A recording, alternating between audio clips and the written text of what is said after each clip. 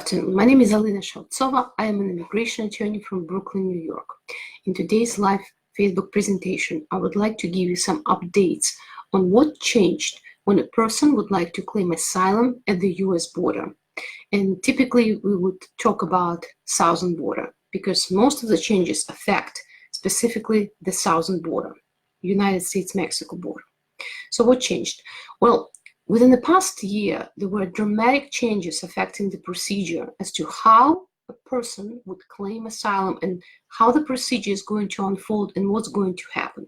We're going to start with the migrant protection protocols or remain in Mexico policy. According to this policy that, if I'm not mistaken, was announced in January, what's going to happen or what's happening is that the families who would like to claim asylum at the border are not allowed to enter the United States. They have to remain in Mexico while their cases are adjudicated. But how is it happening really? What is the technicality behind it? Because ordinarily speaking, when a person comes and seeks admission at the United States, the person is usually subject to expedited removal. And the person is allowed to come to the United States, and then he or she should be afforded a credible fear interview. And if the person passes credible fear interview, then the person is taken out of the expedited proceedings and put into something called 240 or regular immigration proceedings. So how did Mexico policy works? I was curious, right? So the way it works actually is this. When the person comes to the border now, instead of placing the person into expedited removal proceedings, the government places the person in a regular removing proceedings and hence does not have to allow the person in. Okay, so the person is going to remain in Mexico, or the family unit, basically families with kids, going to remain in Mexico and will be allowed to come to the United States to a special tent court that was built for such purposes, where the judges, if I'm not mistaken, are appearing via video. Okay, so the person will have to come to the border, show that they have a hearing date, will come in for a hearing and go back to Mexico. Now, there are many problems with that, of course. First of all, people do not come in for their hearings. The statistics was published that many do not come in. Why they do not come in? Because they physically cannot do that in many cases. The hearing is scheduled for 7:30 in the United States. The person is in Mexico somewhere, and there is no transportation for them to come in. Some do not understand at all what's happening. Many do not have a lawyer, because under the United States laws in immigration proceedings, the government does not need to provide you an attorney. You can have one if you would like at no expense to the government. And of course, what's happening is that many simply cannot afford it and cannot find a lawyer in Mexico who would work with them. So that's remain in Mexico. And the government basically chooses not to put the person into expedited removal, but the person is placed in a regular removal proceedings. That's one thing.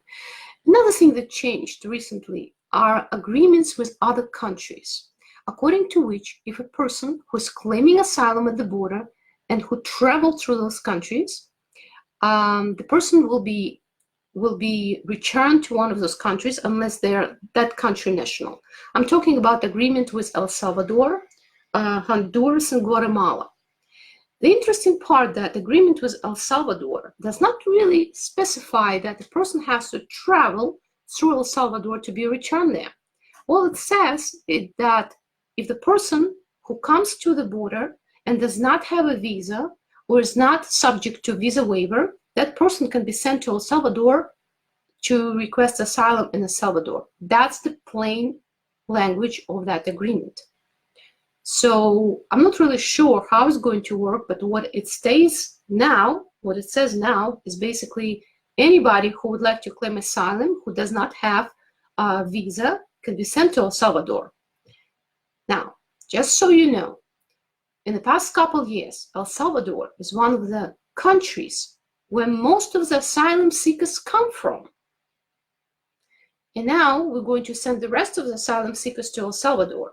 It's the country that has one of the highest rates of homicide in the world. Okay, so that's where we stand right now. Basically, if you travel through Guatemala, but you're not from Guatemala and you would like to ask for asylum, you can be sent back. So who is going to be affected by that? Well, most people who come from Cuba, Haiti, Nicaragua, Brazil, Venezuela, and some African countries, because typically these people come to ask asylum at the southern border. So now they will not be allowed to come to the United States. They will be sent to one of those countries. And why? Because from what I understand, people can, especially from African countries, they have to fly, of course, to Central America, right? And they land in one of those countries, and then they travel by foot or however, by transportation to the Mexican border. So they have to naturally cross some countries on the way to the United States. And now they say that those countries will be presumed to be countries where you have to ask for asylum. All right, so that's the dramatic change. This being said, still, there is an opportunity for a person to be placed in a regular expedited removal proceedings and be subject to the procedures that used to be used before. For that, the person will have to affirmatively state that they're afraid of persecution in Mexico, okay? And they have to show, more likely than not, that they will be persecuted in Mexico, okay? Not to be subject to the remain in Mexico policy. More likely than not, in my mind, is more than 50%, okay? This is a very high standard that usually is used in withholding of removal cases. The withholding of removal cases, it's a high standard.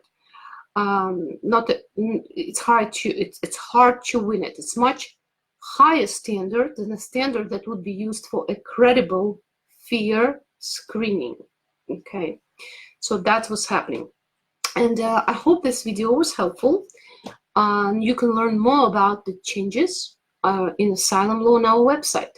And by the way, on the website, we have what I call Asylum Library, where I publish most interesting, in my mind, cases affecting asylum landscape. Thank you.